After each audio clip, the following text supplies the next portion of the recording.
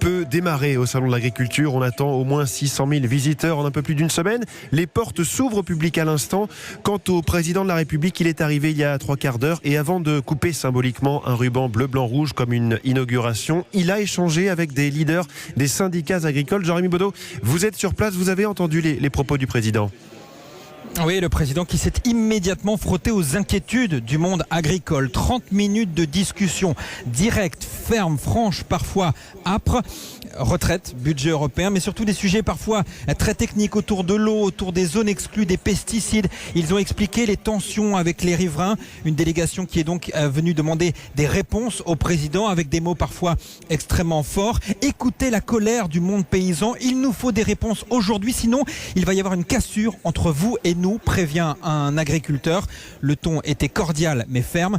Le président, lui, s'est voulu rassurant. Il affiche son soutien à l'agriculture. Écoutez. Rassurez-vous, le président le sait, je n'écoute pas et ne m'occupe pas du monde agricole uniquement la semaine du salon. Mais j'espère, monsieur le président. On a lancé les états généraux, la loi Egalim, et aux côtés, y compris de l'élevage, de toutes les filières qui ont souffert. Et j'y serai à longueur d'année parce que je sais ce que ça représente. C'est vous qui nourrissez depuis des décennies les Françaises et les Français. Et on a besoin, moi je veux une agriculture forte parce que je veux savoir d'où vient ce qu'on mange. Et je pense que les Françaises et les Français aussi.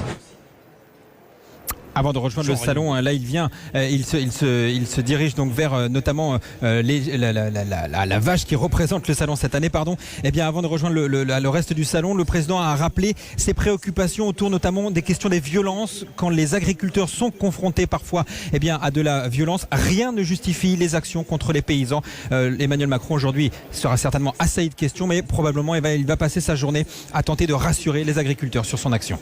Eh bien écoutez, bon courage Jean-Rémy Baudot qui allait suivre dans la cohue la visite présidentielle pour Europe 1.